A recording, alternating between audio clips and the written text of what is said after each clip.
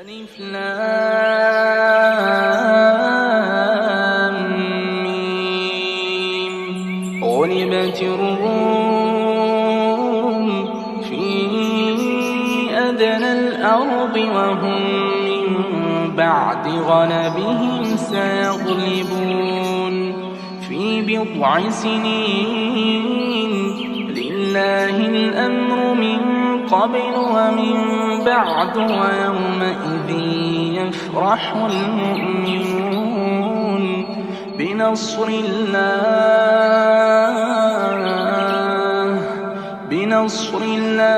ينصر من يشاء وهو العزيز الرحيم. وعد الله لا يخلف الله وعده ولكن أكثر الناس لا يعلمون ظاهرا من الحياة الدنيا وهم عن الآخرة هم غافلون. أولم يتفكروا في أنفسهم ما خلق الله السماوات والأرض وما بينهما إلا بالحق وأجل مسمى وإن كثيرا من الناس بلقاء ربهم لكافرون. أولم يسيروا في الأرض فينظروا كيف كان عاقبة الذين من قبلهم كانوا أشد منهم قوة وأثاروا الأرض وعمروها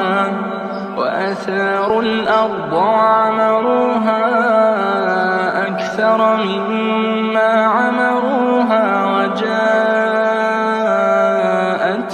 رسلهم بالبينات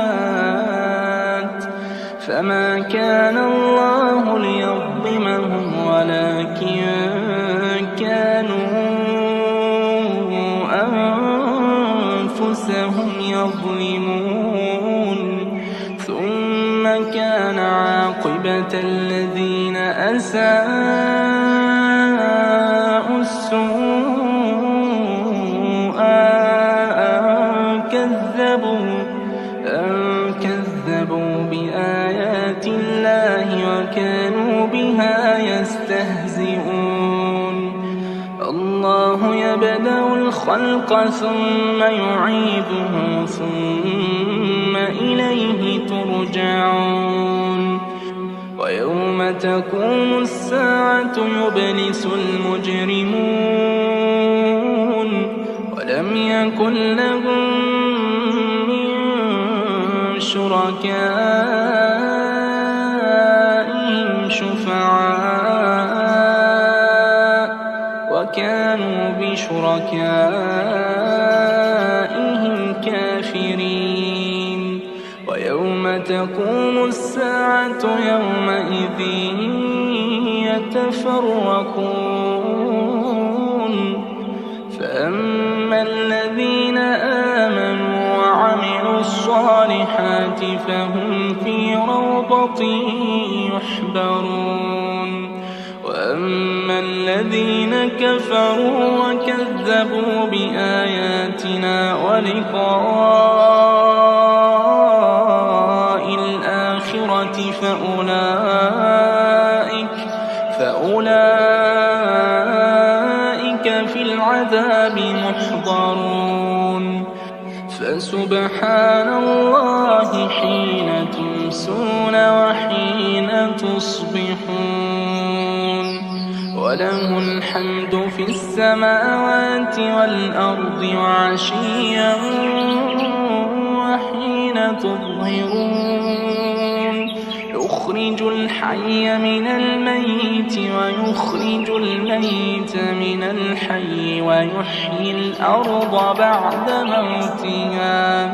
وكذلك تخرجون. ومن آياته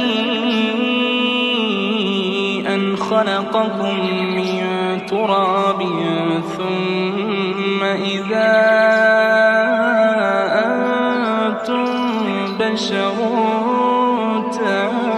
تنتشرون ومن آياته أن خلق لكم من أنفسكم أزواجا لتسكنوا إليها وجعل بينكم مودة ورحمة إن في ذلك لآيات لقوم يتفكرون ومن آياته خلق السماوات والأرض واختلاف ألسنتكم وألوانكم إن في ذلك لآيات للعالمين ومن آياته منامكم بالليل والنهار وابتغاؤكم من فضله إن في ذلك لآيات لقوم يسمعون ومن آياته يريكم البرق خوفا وطمعا وينزل من السماء ماء فيحيي به الأرض بعد موتها إن في ذلك لآيات لقوم يعقلون ومن آياته أن تقوم السماء والأرض بأمره ثم إذا دعاكم دعوة من الأرض إذا أنتم تخرجون وله من في السماوات والأرض كل له قانتون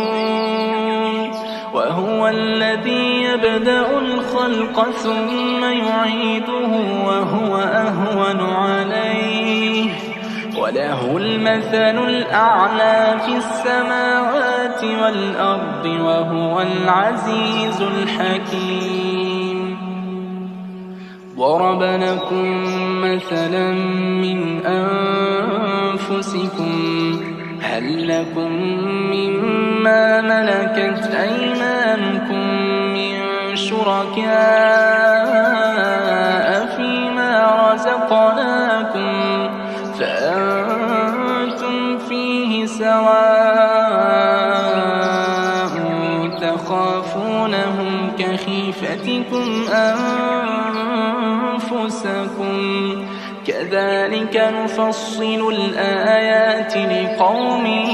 يعقلون بل اتبع الذين ظلموا أهواءهم بغير علم فمن يهدي من أضل الله وما لهم من ناصرين فأقم وجهك للدين حنيفا فطرة الله التي فطر الناس عليها لا تبديل لخلق الله ذلك الدين القيم ولكن أكثر الناس لا يعلمون منيبين إليه واتقوه وأقيموا الصلاة ولا تكونوا من المشركين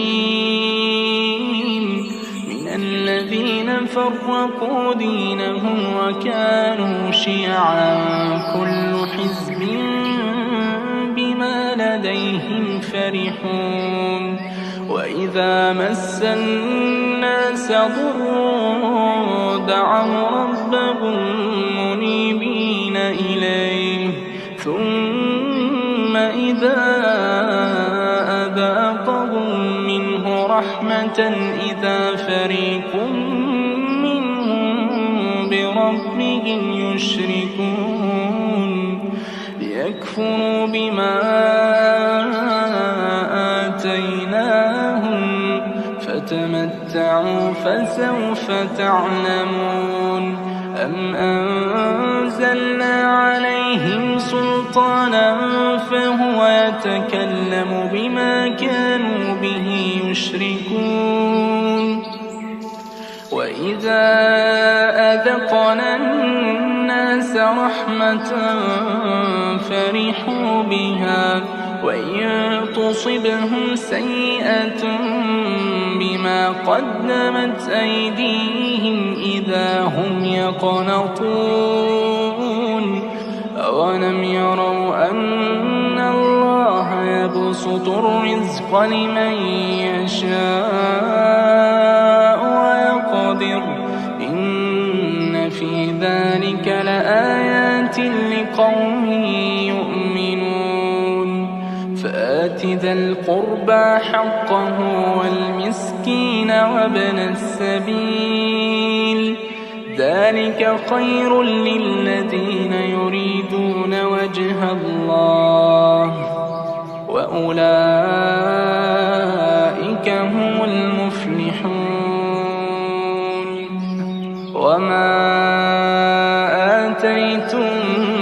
مِّن رِّبًا لِّيَرْبُو فِي أَمْوَالِ النَّاسِ فَلَا يَرْبُو عِندَ اللَّهِ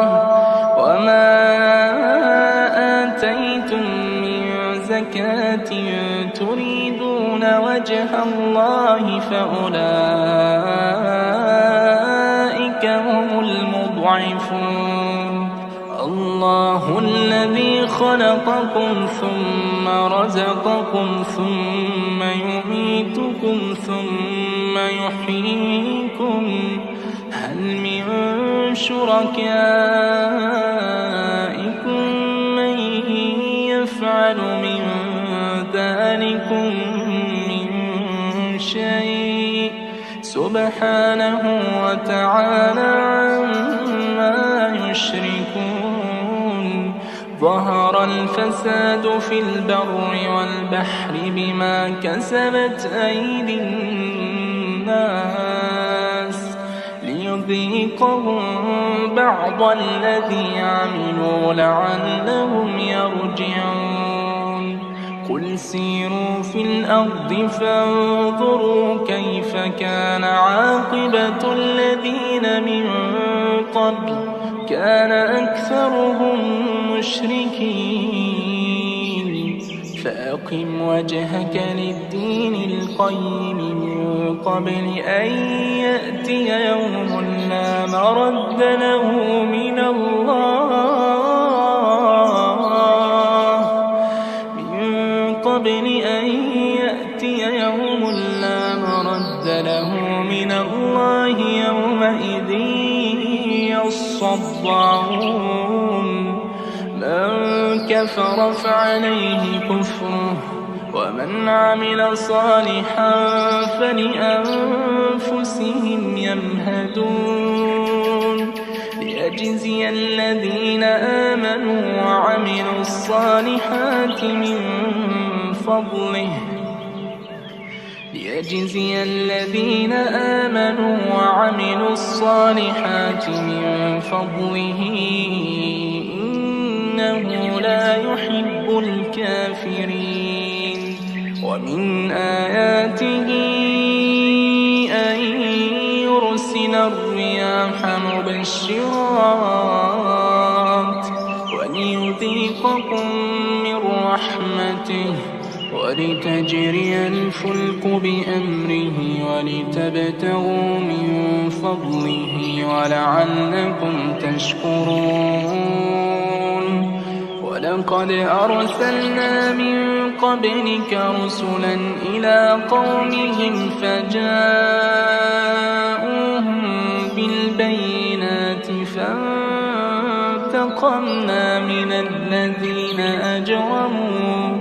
فانتقمنا من الذين أجرموا وكان حقا علينا نصر المؤمنين الله الذي يرسل الرياح فتثير سحابا فيبسطه في السماء كيف يشاء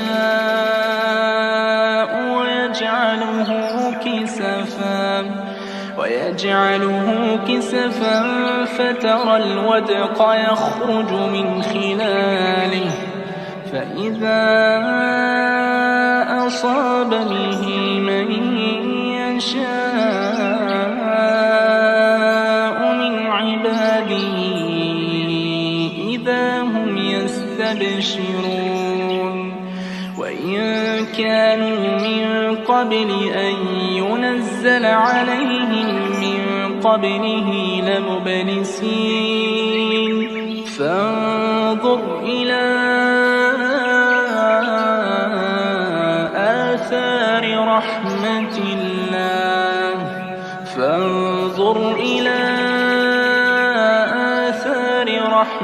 الله كيف يحيي الأرض بعد موتها إن ذلك لمحيي الموتى وهو على كل شيء قدير ولئن أرسلنا ريحا فرأوه مصفرا لظلوا من بعده يكفرون فإنك لا تسمع الموتى ولا تسمع الصم الدعاء إذا ولوا مدبرين وما أنت بهاد العمي عن ضلالتهم إن تسمع إلا من يؤمن بآياتنا فهم مسلمون الله الذي خلقكم من ضعف ثم جعل من بعد ضعف قوة ثم جعل من بعد قوة ضعفا وشيبة يخلق ما يشاء وهو العليم القدير ويوم تقوم الساعة يقسم المجرمون ما لبثوا غير ساعة كذلك كانوا يؤفكون وقال الذين أوتوا العلم والإيمان لقد لبثتم في كتاب الله إلى يوم البعث فهذا يوم البعث ولكنكم كنتم لا تعلمون فيومئذ لا ينفع الذين ظلموا معذرتهم ولا هم يستعتبون ولقد ضربنا للناس في هذا القرآن من كل مثل ولئن جئتهم بآية